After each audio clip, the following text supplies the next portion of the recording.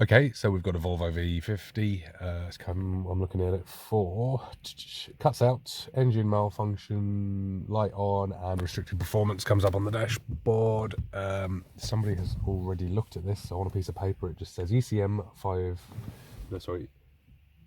2520 fuel pressure fault.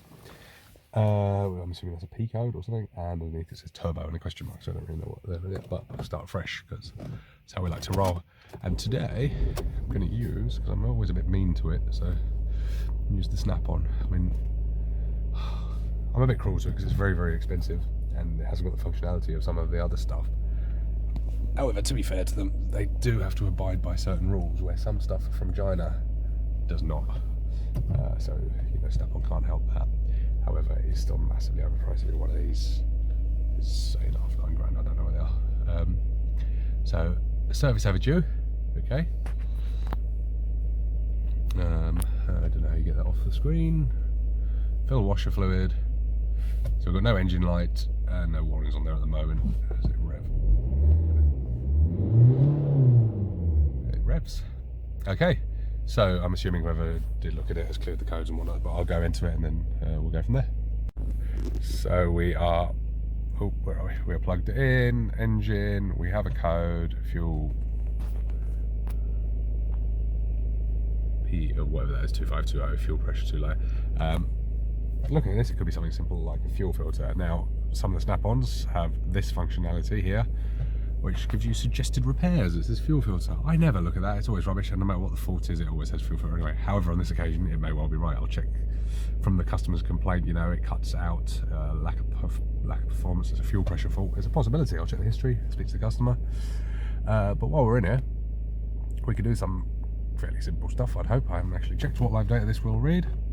It's let me down before on Volvos. I'm sure I've done other videos with like DPF systems and it doesn't show any of that. But what have we got? So let's customize our list, get rid of everything. Right, so what we got fuel pressure wise. Fuel pressure.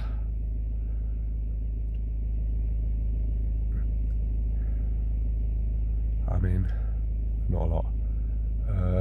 No desired, no high or low pressure. You don't even know what that is until you go into it and you can obviously read what pressure it's reading. Let's have a look. Let's put that as a graph. So apparently we've got 4,500 psi. Give a rev. Sorry, the camera's not focusing very well, is it? There you go. Is that better? Hope you can all see. 14,000 psi.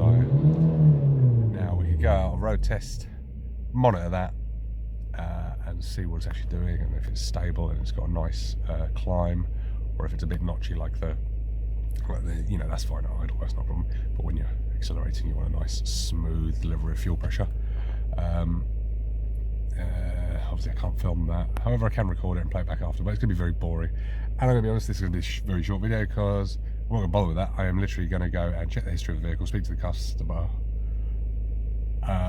and just pop the bonnet and have a look at the fuel filter, because I reckon it's just going to be that. Okay. Right, so we've got a litter. It says Volvo, we know it's a Citroen Peugeot engine. Fuel filter's under there. I'm not supposed to customer yet or anything. Usual Citroen shit. Spin in. Spin in. Other one's alright. So we'll get this apart, have a look at the filter. So after speaking to the customer, we just found out he's owned the car for 40,000 miles and never even had a service, let alone a fuel filter. So we're going to, rather than mess around, I was going to measure flow and stuff, but there's no point. I'm going to get ready to pour this. So that's the inlet from the fuel tank. That's the outlet into the high pressure fuel pump. Let's pour it out and see what it's like. Okay. Okay, let go of the black bit. No, let it, and pour it. It don't like coming out of its outlet. It'll happily come out of its inlet. So she's fairly clogged up in there. Can't obviously see. Let's throw a new fuel filter in it. Don't mess about. So sorry, it's not a very good diagnostic video.